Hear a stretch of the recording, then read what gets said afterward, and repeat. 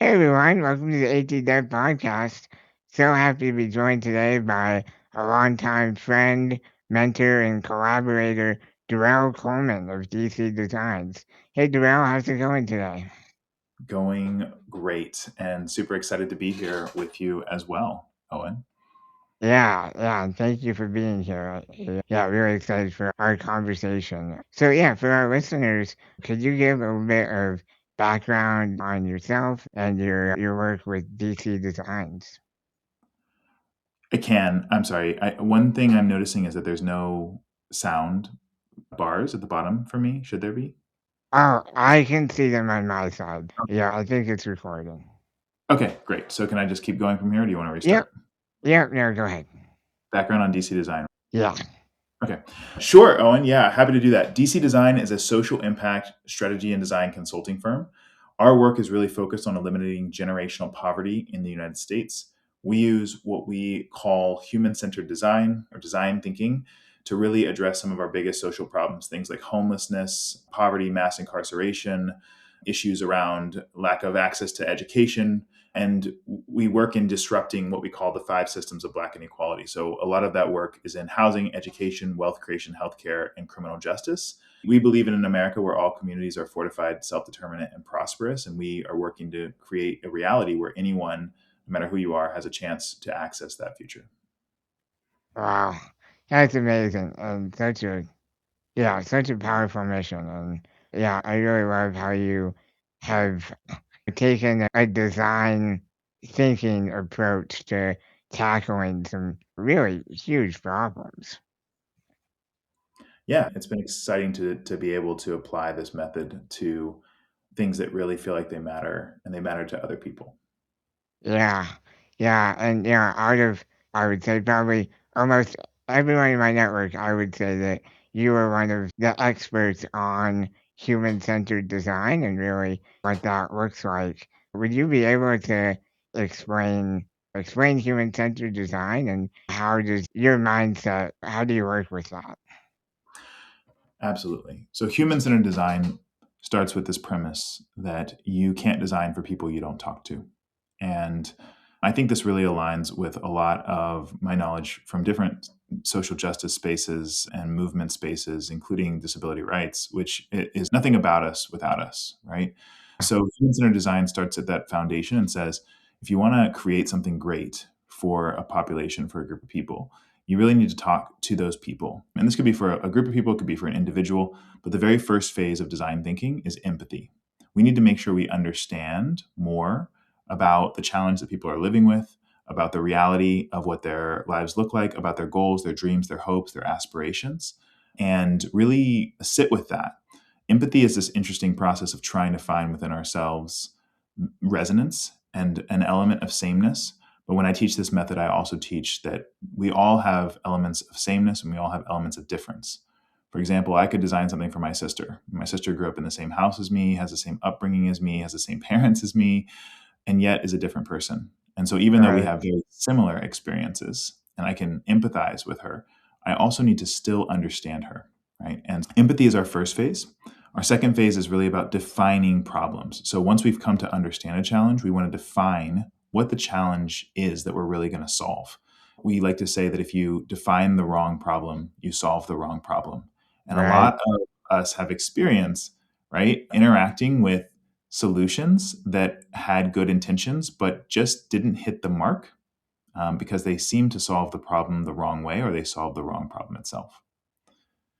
The Yeah. third is, yeah, did you want to jump in on that? No, I just really resonate with what you're saying. It's yeah, really important. Love that. The third phase is ideation. So now we've understood more about the problem and the hopes, dreams, and aspirations of the people we're designing for. And I should remind everyone we can be included in that group, but often there are others included in that group. So we need to empathize with them as well. We want to define the problem holistically and appropriately. So we want to make sure we're defining it clearly, we define the right problem, and we've included enough information about the different elements of the need to make sure we've got it right.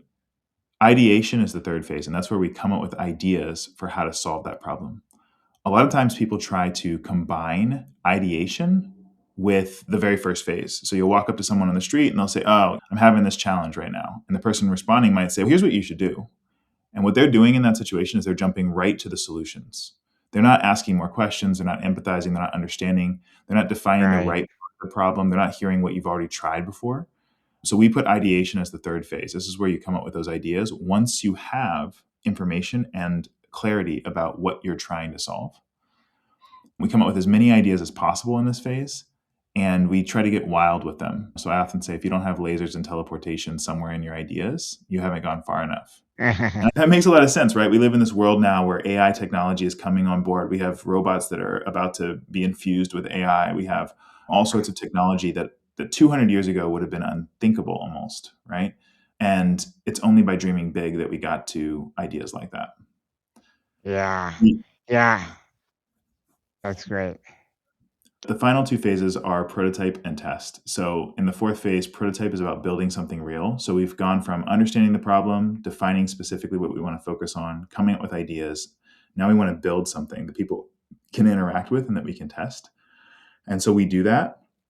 And then test is where we put it in front of people and we get their feedback. And the goal of the test is not to prove how great our ideas are. The goal of the test is to stay focused on making sure we're designing something that really works for them, that really works for the people we're designing for. So we're actually asking questions like, what doesn't work for you? What could be better about this? What would you change if you could improve one thing? And things like that, so that we can go back and iterate on that design until we get to something that is loved by the people that we're designing for. And that's the power of human-centered design, is it ends up being something people rave about. And that's really because they were part of the design process the whole time. Yeah. Yeah, that's so cool. It's so important, and I think that it's something that, like, in hindsight, it seems really obvious that you would want engineers or also human-centered design isn't just an engineering concept, as you've shown it. It applies to really any type of problem that you're needing to solve. But what's amazing about it is that it really does make for a better outcome and a better product. Absolutely. And we've seen it apply in our work, from product design to developing interfaces and platforms, websites, and things like that, to designing solutions to mass incarceration and homelessness and all sorts of other issues as well. Yeah, yeah, that's so cool. Yeah, I do want to talk about how we originally met, Design the Future, the summer camp that you put on for introducing high school kids to design thinking, human-centered design, but also assistive technology. Yeah, absolutely. We'd love to talk about that. Where do you want to start? Yeah, could you just maybe give us an origin story of how did you end up starting that program and what were some of your goals for that? Yeah, Design the Future was such an important part of my life. And I feel so blessed by all the friends that I was able to make in the disabled community along the way, as well as others who just really, I think, came together as humans. We came together as people who really just wanted the best for each other. But my first experiences with what would become Design the Future was actually when I was a senior in college. And we had the chance to design an assistive technology for a gentleman who had an amputation below the knee, and really learned through that project and through working with him, getting to know him directly, right, about the challenge he was facing. And for him, it was a transfer challenge. It was really around getting in and out of the shower. He had his amputation for a long time, and I had a whole bunch of other ways of moving through his life. But when he had to remove his prosthetic and he had to get in and out of the shower, it was a real challenge, and it was a real safety issue. And this guy Right, he was amazing, right? He had so much going on in his life. He had so many gifts to give and all these things. And I remember just thinking, it's ridiculous that there are these challenges folks are living with that they have to live with day in and day out, and there is no solution to them. And right, for me, my orientation since I was younger has always been around designing things for people who are forgotten. And I think forgotten or who have hidden problems, challenges others aren't thinking about, those are similar. I came to this work when my brother was diagnosed with cancer when I was younger and passed away when I was 14. I okay. realized in that time period that I wanted to create things for people who are forgotten, because I recognized no one was talking about kids in cancer wards. No one was talking yeah, about the challenges my family was going through, and I didn't want others to go through their life without having someone who was designing solutions for them. So I had that yeah, experience in college, and I had already had this orientation toward designing for folks that I think are often not designed for. And then I went out into the world and I said, I'm going to go change the world. I was designing wind turbines for folks in developing countries. I was designing water catchment and storage systems for an island community in Indonesia. I found myself back in the US having started a company, a renewable energy company that failed. And I was really in this process of learning how to build a business. And I had built something finally that was teaching design thinking to executives. I was doing all of this work, making money, teaching to Oracle and Santander and Fujifilm how do you use design thinking to innovate. And I had a moment where I was standing in front of this group of leaders from big companies. And I just said to myself, this is not why I'm here. This is not yeah, useful for me and for the world, really. I don't think these people are really going to use what I'm teaching them. I want to yeah, go do something that matters. And so I quit that cold turkey. It was my own thing, but I stopped taking those jobs immediately. I sent out a message to my network saying, hey, I'm only going to take on social impact projects. But one of the things that I also decided to do in that phase, and that was the phase that launched DC Design, was I also launched Design the Future. And Design the Future is a program that teaches high school kids how to design products for and with people with disabilities. The whole point of that program was to bring together folks who I think have amazing power and amazing skill and ability and things to contribute to the world to help them work together to solve problems that were important. right, And specifically, I believe that 15, 16, and 17-year-olds have the ability to change the world, but they don't know how. And I believe that the challenges that folks with disabilities are facing deserve to get attention and be solved. And so we put this program together where I recruited a bunch of high school students. They paid for the program, and I remember the first year it barely covered any costs. Like it just lingered. I had yeah, 3 project partners come in, who are folks with disabilities who were willing to share a challenge they were facing and work with these students to help design a solution. And I had people like Fernanda Castillo who came in who said, hey, I want to be on your teaching team. And so we had a teaching team that was not just me, the Stanford engineer, but also Fernanda, who is quadriplegic and has a ton of experience helping others design products as well, but who is there as a mentor and a guide, not just as someone who is being designed for. Um, right. and that was really the beginning of a program that was amazing and where I got to meet you, for example, which was just a fantastic experience. And I love that we have this friendship all these years later. Yeah, same here. And I think I'll share one story about one of the projects that I participated in, which was the need and desire to be able to paint using my wheelchair. That's an unmet need that I had as someone that uses a wheelchair but doesn't have any use of my arms or legs, but still wanted to be able to express myself through paint. That was my design problem. And I think that's really, really important. Something I learned from you is that you really need to spend most of your time defining the problem. Because if you don't define the problem, you're going to come up with a wacky solution that doesn't really address it. And yeah, these high school kids, they came up with I think it was 3D printed or laser cut paintbrush attachment for me to put on my wheelchair, and it worked great. And I actually made some paintings that were, yeah, later displayed in an art gallery. That's just a really cool story of an outcome from your program. I love that. And I think those students coming together with you, that was definitely a highlight of my Design the Future experience.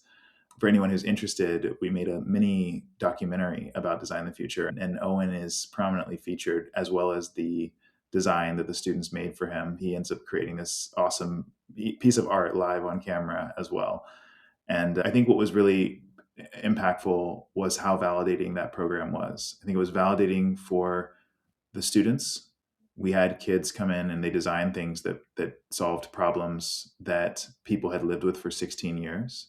I think it was validating for our partners because they were co-designers in this, and they were able to mentor and guide youth in a way, in a society that doesn't always see people with disabilities as having that ability or that being their position, which I think Right. is dumb, but I think Yep. is what we're able to accomplish and design the future. And what I think is really amazing is a lot of those students went on to study assistive technologies or adaptive technologies. They went on to study engineering. They went on to continue projects with their project partners. And I have actually alumni of that program who've started design firms, and they message me and they say, "Hey, your program changed my life." And I think that's amazing because it wasn't me, it wasn't just me. It was the project partners, it was the people, it was the spirit of the group that we brought together to do that work. Yeah, yeah, it's so cool, and I think it's so important to introduce kids to design thinking at that stage because that's really an important time, and I think assistive technology fills an important niche of like really having a clear before and after impact of what design thinking can accomplish. It's really clear to see someone's life change through a new invention. Absolutely. Yeah, and I'm curious, how does design thinking scale to some of the larger societal problems that you're addressing now? Yeah. That's a great question. So we ran Design the Future for a number of years and unfortunately ran into challenges after COVID. We managed to make a pivot to digital, and we had Yeah, students for 2 years design apps for folks with disabilities and alongside them. But when we tried to shift back to in person, it was really challenging, and we ran into a lot of financial challenges around that. So if anyone yeah. listening is, I want Design the Future to exist again, and I have a pile of money sitting on the side, I've got a whole group of alumni who went off to college and studied everything they need to do this work, who are knocking down my door often to reignite this program. Yeah, But what happened from there was I turned my attention to our consulting work because I was doing both of these at the same time. We were doing Design the Future, I was running that, and also running DC Design. DC Design, as I said, is focused on eliminating generational poverty. And so we focus on redesigning things like foster care and education, healthcare, wealth creation, and really creating pathways out of poverty for people. And I found that yeah, these methods we use, they apply really well. We had to adapt them some, but they do transfer. And so in all of our work, we are starting with an understanding of what the community needs. What is the community's deepest need? What is it that's really holding them back from getting to where they want to? And we'll go into a project, for example, on eliminating infant mortality, right? How do we save babies' lives in the first year of life? And mm, to understand that, we have to ask ourselves, who is it who's affected by infant mortality? We know that Black women and Black families are twice as likely as the national average to experience infant mortality. So that is for their wow. babies to die in their first year of life. I didn't know that. That's crazy.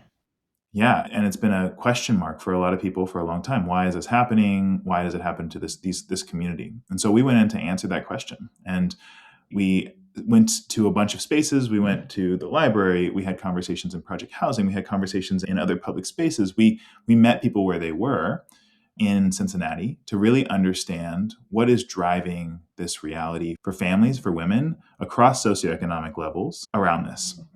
And what we learned was a number of things, right? We learned that for a lot of folks, there's a level of stress in their life, especially for a lot of Black women. There's a lot of stress in their life just from their surroundings, from the world that they're interacting with. And stress is a really big indicator of preterm birth.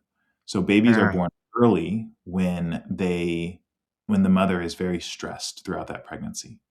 We learned, though, this statistic that I'm talking about crosses socioeconomic lines for a lot of Black women, but that stress also crosses those socioeconomic lines.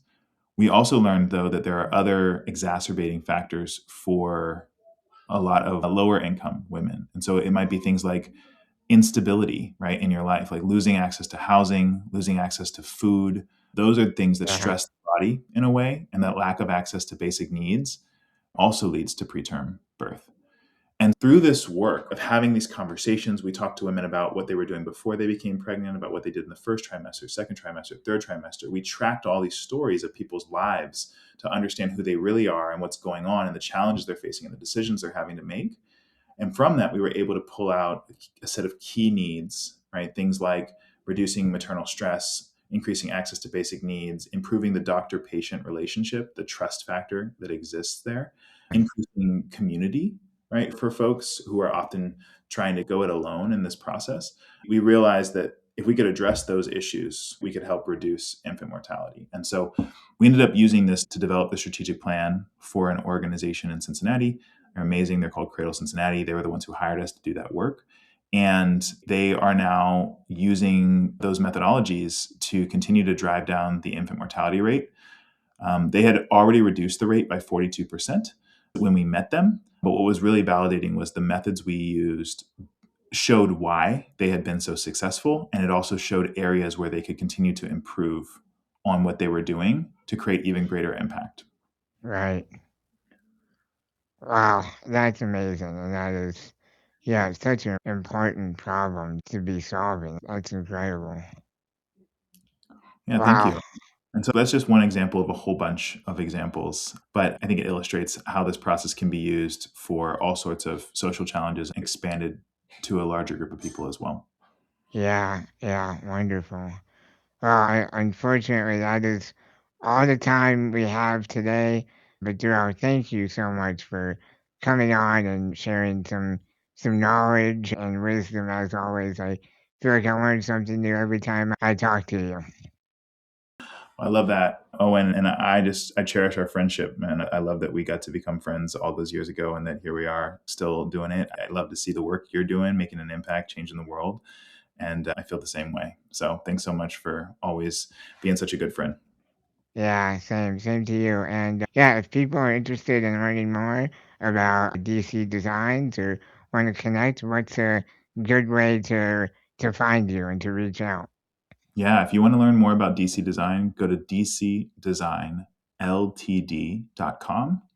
If you want to see what I'm up to and some of the stuff I talk about, a lot of social change and social justice type things, which I post frequently about on my LinkedIn. And those have a lot of corollaries into different communities and the realities they faced. You can follow me on LinkedIn, Durell Coleman. And I think if you ever want to get in touch, reach out directly through the DC Design website and let me know that it was Owen's podcast that brought you to me. And I'd love to connect with people. Great. Yeah, thank you, Durell, and thank you to all our listeners. Really appreciate your yeah, support. And if you found this episode interesting, please subscribe and feel free to share with someone that may also find it interesting. So thanks for listening, everybody, and until next one. All right, bye bye.